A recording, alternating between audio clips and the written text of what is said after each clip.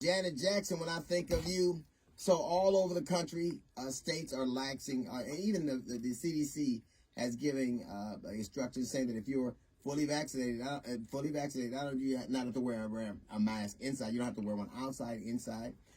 New York is open now. I don't expect to see Broadway back right away because I think those actresses have gotten so fat like everybody else. You don't want to see a fat dude on the roof paying rent. You don't want to see the cookbook of Mormon. But depending on where you live, the responses to this pandemic has been as fragmented as our political approach to almost anything, and it has cost people lives. People have died because of people's refusal to accept the finite reality that something was among us that we could not control and had to deal with professionally and like adults. Even right now, there are reports. If you're in some southern states, it's reporting at less than 35 to 40% of the people have been vaccinated. In some of the northern states, it's almost 60% of the adults have been vaccinated. Now you have people in Texas, for example, saying you can't wear masks anywhere. People are still. California hasn't taken that mandate off yet. Why has the response been so different, predicated on where you live and who you listen to? Because no matter where you live or who you listen to, if there were a lot of people died.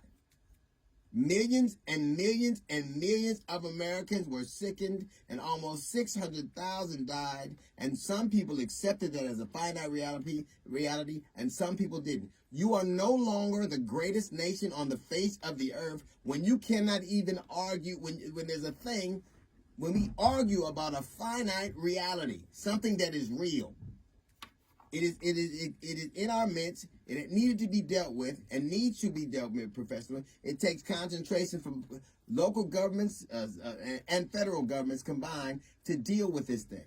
It's not like we can deal with it. It's like peeing in a pool and expect it to only stay right there.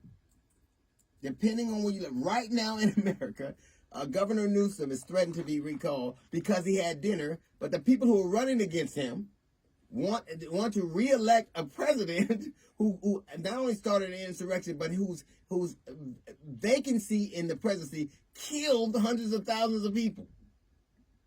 We can't even accept the reality of things that are. I hear people going, well, they closed down the economy. No, the environment closed down the economy.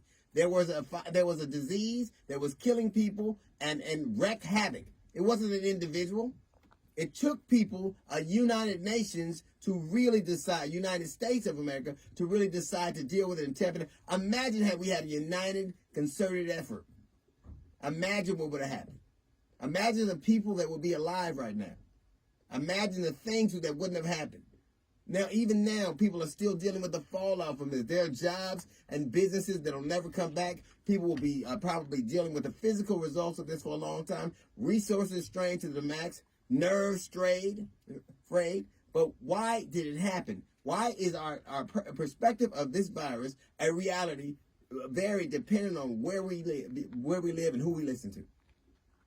You can't be the mightiest nation in the world. You can't make that claim anymore when you can't even conjure up the gumption to wear a piece of cloth over your face. It's the one thing, like people get so mad because my freedom, it's my freedom. I need to be able to freedom. It's my freedom. It's the first thing that Americans who are used to doing what they can't want to do anytime they want to do it, couldn't call the manager on somebody. You know why? Because the manager's on a ventilator too. I just do not understand why, depending on where you live, and let me tell you something. If you are in the lower percentage in education and healthcare in America, you got a lot more problems than wearing a mask. And traditionally, you really never had a problem wearing a hood. That's a note from the GED 6. We got the Jazz Report coming up in 15 minutes. It's the D.L. Hughley Show.